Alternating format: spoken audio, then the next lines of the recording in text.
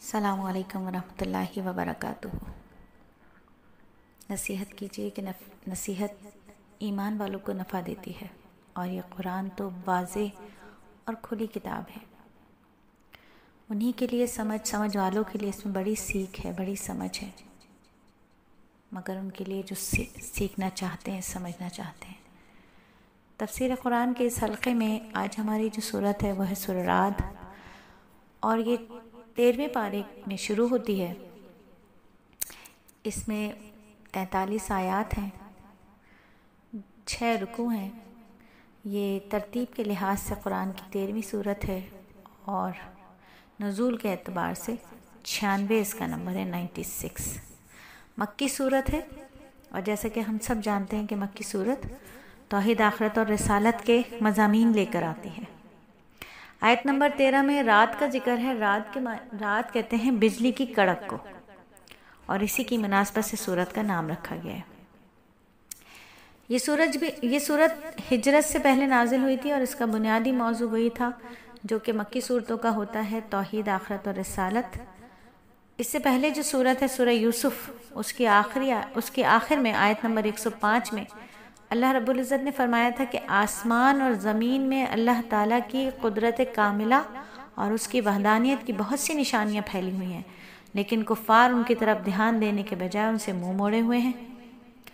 और इस सूरत में अल्लाह रब्बुल इज़्ज़त ने कायनात की उन निशानियों की कुछ तफसील बयान फरमाई, जो पुकार कर कह रही है कि जिस कादिर मतलक ने इस कायनात का ये हैरान कर देने वाला निज़ाम बनाया है, उसे अपनी खुदाई कायम करने के लिए किसी मददगार या शरीक की ज़रूरत नहीं है।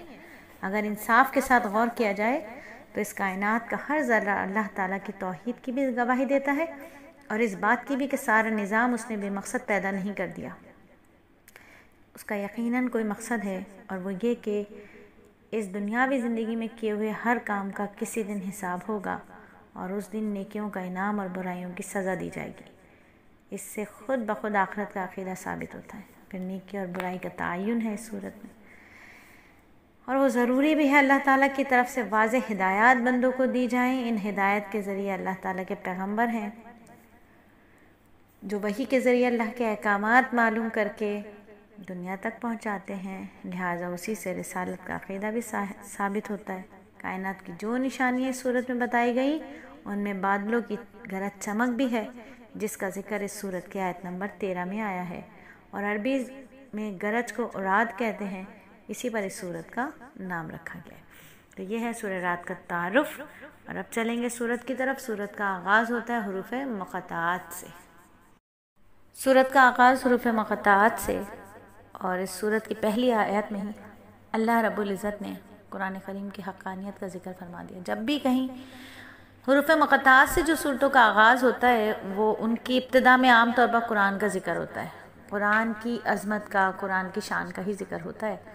और अल्लाह ताला इस सूरत में भी फरमा रहे हैं कि ये अल्लाह की किताब की आयतें हैं, और ए पैगंबर, जो कुछ तुम पर तुम्हारे परवरदिगार की तरफ से नाजिल किया गया है बरहक है, लेकिन अक्सर लोग ईमान नहीं लाते। फिर अल्लाह रब्बुल इज़्ज़त ने अपनी वहदानियत के दलाइल पेश कर दिए कि अल्लाह कौन है। अल्लाह वो है जिसने आसमान और ज़मीन को पैदा फरमाया। अल्लाह वो है जिसने ज़मीन और सूरज और चाँद और रात और दिन को, पहाड़ों को, नहरों को, दरियाओं को, गलाजात को, मुख्तलिफ़ रंगों को, खुशबुओं को, जायकों को, उनको फलों को पैदा फरमाया। अल्लाह वो हैं जो मौत देते हैं, ज़िंदगी देते हैं, नफ़ा नुकसान, सब कुछ उस अकेले अल्लाह के हाथ में है। और फिर अल्लाह रब्बुल इज़्ज़त ने क़यामत के दिन को, कौन सा दिन है वो, जो जज़ा और सज़ा का दिन है। और ये एक ऐसा मसला है जिसे मुश्रिकीन जो है वो समझते ही नहीं है, ना समझना चाहते थे ना समझते हैं। वो अल्लाह के वजूद का इकरार भी करते हैं कि अल्लाह है, और ये भी मानते हैं कि अर्ज़ व समा का खालिक भी अल्लाह को ही मानते हैं, लेकिन मरने के बाद दोबारा ज़िंदा होंगे, इस चीज़ का वो इनकार करते थे। उनकी समझ में ये बात आती ही नहीं थी कि हड्डियों के बोसीदा और गोश्त पोश के मिट्टी में रुल जाने के बाद इंसान कैसे दोबारा पैदा होगा। वो कहते थे कैसे हो सकता है, जब हम हड्डी हो जाएंगे, मिट्टी हो जाएंगे, भुरभुरी हड्डियां हो जाएंगे, तो हम कैसे अपनी पुरानी वाली हालत पर लौटा दिए जाएंगे। बड़ा ताज्जुब करते थे वो कि कैसे अल्लाह रब्बुल इज़्ज़त मुर्दा के अंदर ज़िंदगी डालेंगे। उन्हें ताज्जुब मरने के बाद, जिंदा होने पर नहीं है। بلکہ موت کا انتظار ان کے لیے باعث تعجب ہے، بلکہ کیا مرنے کے بعد زندہ ہونے کا انتظار کہ کیسے ہو سکتا، ہو ہی نہیں سکتا۔ پھر اللہ رب العزت آگے فرما رہے ہیں کہ اللہ نے ایسے فرشتے مقرر کر رکھے ہیں جو اللہ کے حکم سے انسان کی حفاظت کرتے ہیں، اللہ کے حکم سے انسان کی حفاظت کرتے ہیں۔ ایسے فرشتے ہیں جو اللہ کے حکم سے انسان کی حفاظت کرتے ہیں۔ ایک اصولی بات یہ ارشاد فرمائی اللہ رب العزت نے اس صورت میں کہ کسی قوم کے ساتھ اللہ تعالیٰ جو خصوصی معاملہ ہوتا ہے نا، وہ اپنے معاملے کو اس وقت تک نہیں بدلتے جب تک اس قوم کے حالات نہیں بدل جاتے۔ جب وہ قوم خود ہی اپنے آپ کو نعمت کی بجائے مصیبت یا کشاکش کی بجائے تنگی کا مستحق بنا لیتی ہے نا، تو اللہ اس کا معاملہ بھی بدل دیتے ہیں۔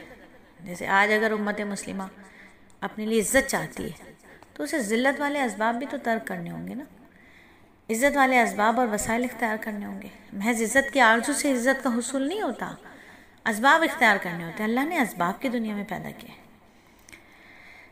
تو باطل اور باطل کے جتنے بھی کام ہیں وہ سب کیا ہیں؟ جھاگ کی حیثیت دی اللہ نے ان کو، جھاگ سے تشبیہ دی، جو بظاہر تو لگتا ہے کہ ہر چیز پر چھائی ہوئی ہے، لیکن کیا ہوتا ہے؟ جھاگ میں کوئی حیثیت ہے جھاگ کی؟ سوکھ جائے، ختم ہے، بیکار ہے۔ حق اور اہل حق کیا ہیں؟ سونے اور چاندی کے جیسے ہیں، جو زمین پر ٹھہرا رہتا ہے، پھر آگ میں تپ کر بالکل خالص ہو جاتا ہے، میل کچیل اس سے دور ہو جاتی ہے۔ باطل کیا ہے؟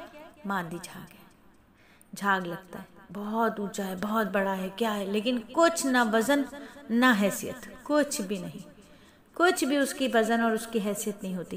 تو جو کچھ بھی ہوتا ہے، حق کے نام لیواؤں نے اہل باطل کے اور اہل باطل نے اہل حق کے بعض طور طریقے اپنا رکھے ہیں۔ حشر تو یہ بھی ہو گیا، حشر تو یہ بھی ہو گیا ہے کہ اہل باطل نے حق والوں کے اور حق والوں نے اہل باطل کے طور طریقے اختیار کر لیے۔ مگر یہ کافر لوگ کیا سمجھتے ہیں؟ دنیا کی زندگی میں مگن رہتے ہیں، آخرت کی زندگی اس کی حیثیت ان کے ہاں کچھ زیادہ نہیں ہے، بالکل اس کو معمولی سمجھتے ہیں، آخرت کی زندگی کچھ ہے ہی نہیں۔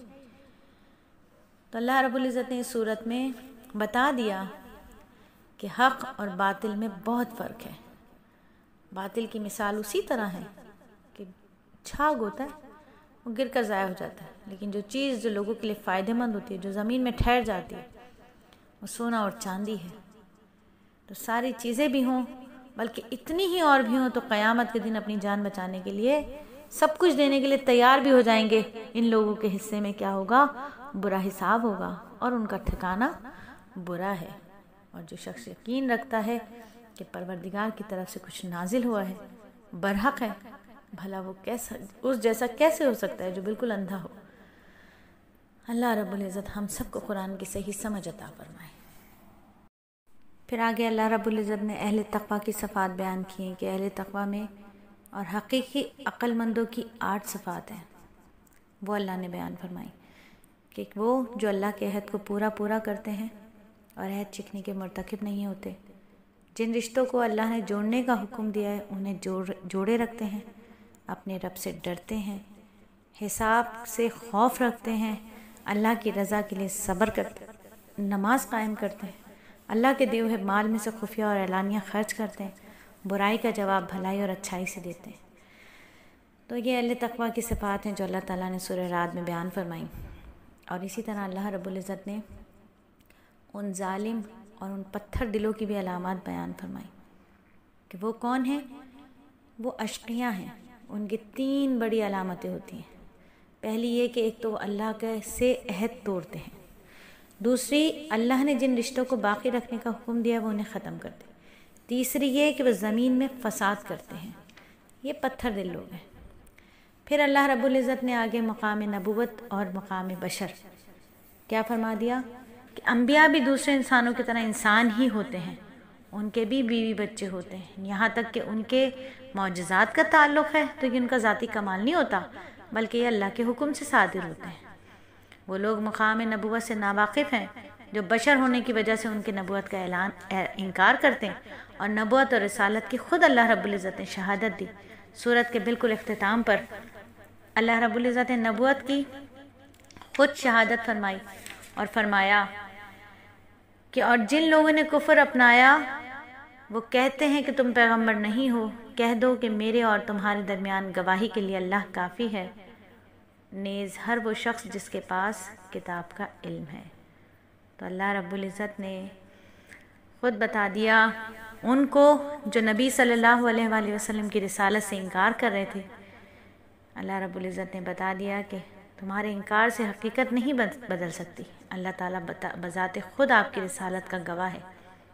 ہر وہ شخص جسے آسمانی کتابوں کا علم ہے، اگر انصاف کے ساتھ اس علم کی روشنی میں نبی صلی اللہ علیہ وآلہ وسلم کا جائزہ لے گا تو وہ بھی یہ گواہی دیے بغیر نہیں رہ سکے گا کہ نبی صلی اللہ علیہ وآلہ وسلم سچے رسول ہیں۔